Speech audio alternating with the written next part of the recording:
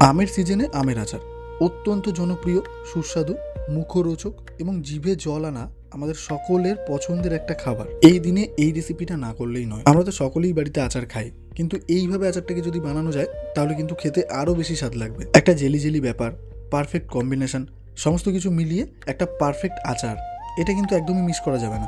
By the way, আমার মায়ের রান্নাঘর মনিকা কুকিং কিচেনের আরও একটা নতুন পর্বে, নতুন একটা রেসিপিতে তোমাদের সকলকে স্বাগত। যদি চাও মনে পড়ুক বারবার, তাহলে খেতে হবে আমার মায়ের স্পেশাল এই আচার। সো চলো শিখে নেওয়া যাক আজকের রেসিপি। থাকছে টিপস অ্যান্ড ট্রিক্স। তো আজকের আচারের রেসিপিটা বানানোর জন্য প্রথমেই কিন্তু মা আমটাকে কেটে নেবে। তার জন্য কিন্তু প্রথমেই আমটাকে একদম ফ্রেশ করে ছুলে নিতে হবে। প্রথমেই বলে দিই, আজকের রেসিপিটা বানানোর জন্য মা কিন্তু এখানে নিয়েছে 5 থেকে 6টা মতো হিমসাগর আম। আমটাকে ফ্রেশ করে ছুলে নেওয়ার পর মা কিন্তু আমটাকে হাফ করে নেবে। আমটাকে হাফ করে নেওয়ার পর এবারে আচারের জন্য কিন্তু একটা পারফেক্ট সাইজ দেবো। তবে এখানে যা বুঝতে পারলাম, আমটা আটির আম হলেও আমটা কিন্তু বেশ কচি। তাহলে বন্ধুরা দেখতেই পাচ্ছ, আজকের আচারের জন্য মা কিন্তু সুন্দরভাবে আমটাকে কেটে নিয়েছে। তোমরা ভালোভাবে খেয়াল করো, আমের সাইজটাকে কিন্তু মা খুব বেশি ছোটও করেনি, আবার সরুও করেনি, আবার খুব বেশি মোটাও করেনি।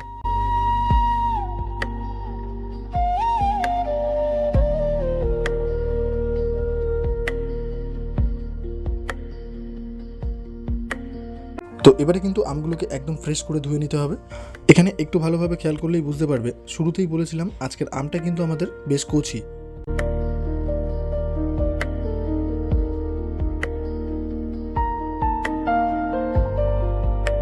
কড়াইটা ভালোভাবে গরম হয়ে গেলে দিয়ে দেবো 4 থেকে 5টা মতো শুকনো লঙ্কা।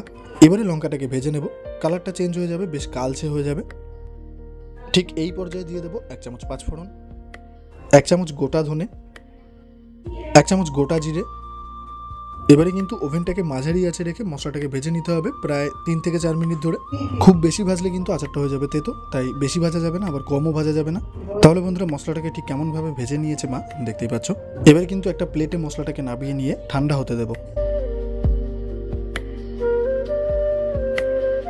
একদম কাছ থেকে খুব ভালোভাবে দেখে নাও মশলাটাকে ঠিক কেমনভাবে ভাজা হয়েছে। মশলাটা ভাজা হয়ে গেলে ওই কড়াইতেই দিয়ে দেবো বেশ খানিকটা পরিমাণ সর্ষের তেল। ফোড়নে দিয়ে দেবো 1/2 চামচ পাঁচফোড়ন। এই পর্যায়ে ওভেনটাকে মিডিয়ামে রেখে ফোড়নটাকে ভেজে নেব প্রায় 1 মিনিট ধরে। এবারে কেটে রাখা আমগুলোকে কড়াইতে দিয়ে দেবো।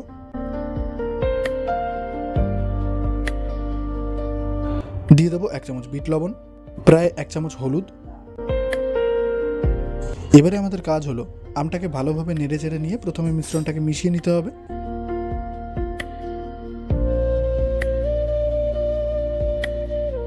দিয়ে দেবো বেশ খানিকটা পরিমাণ জল। মোটামুটি 2 থেকে 3 মিনিট মতো আমটাকে ভেজে নেওয়ার পর মা দিয়ে দিল জল। আবারও কিন্তু মা নেড়ে চেড়ে নেবে। এবারে আমটাকে সেদ্ধ করে নেব।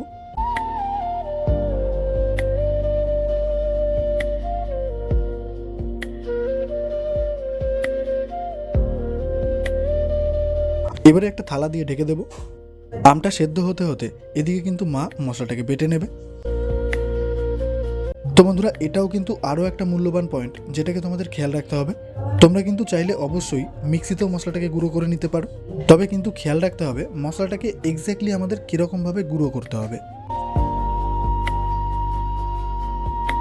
মশলাটা কিন্তু গুঁড়ো করা হয়ে গেছে, এবারে একটা প্লেটে নামিয়ে নেব। তো বন্ধুরা চলো এবারে তোমাদেরকে দেখিয়ে দেবো মশলাটা ঠিক কেমনভাবে মা গুঁড়ো করেছে। একটু ভালোভাবে খেয়াল করলেই বুঝতে পারবে মশলাটা কিন্তু আধ ভাঙা রয়েছে, মানে পুরোপুরি মিহিভাবে গুঁড়ো নয়। আচারটা যখনই আমরা খাবো মশলাটা কিন্তু আমাদের মুখে পড়বে, আর তখনই কিন্তু খেতে দারুণ লাগবে। প্রায় 6 মিনিট পর ফিরে এলাম। এবারে ঢাকনাটা সরিয়ে নেব। শুরুতেই বলেছিলাম আমটা যেহেতু কচি আছে, তাই জন্য একটু বেশি সেদ্ধ হয়ে গেছে।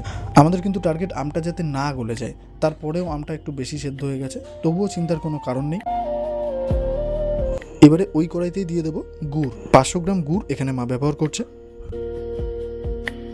এবারে কিন্তু গুড়টাকে ভালোভাবে জাল দিয়ে পাক দিয়ে নিতে হবে। যতক্ষণ না গুড়টা ভালোভাবে পাক হচ্ছে, চিটচিটে একটা ব্যাপার আসছে, ততক্ষণ কিন্তু আমাদের গুড়টা জাল দিয়ে যেতে হবে। এখানে গুড়টা একদম প্রপারভাবে পাক হতে মোটামুটি সময় লাগবে 9 থেকে 10 মিনিট মতো।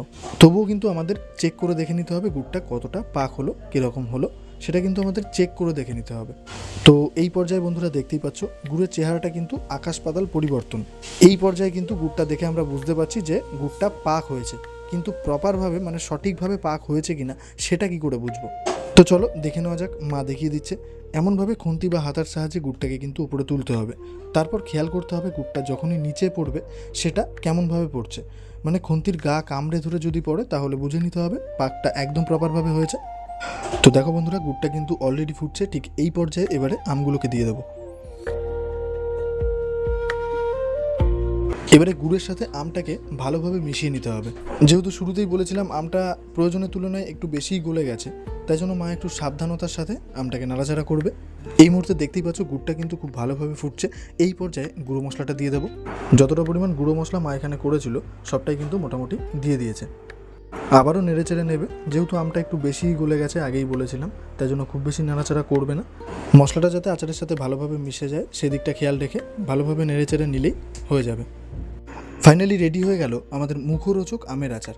টক ঝাল মিষ্টির একটা দারুণ কম্বিনেশনে দুর্দান্ত এই আচার। একবার বাড়িতে জাস্ট করে দেখো, তারপর মন থেকে মতামতটা কমেন্টে জানিয়ে যাবে।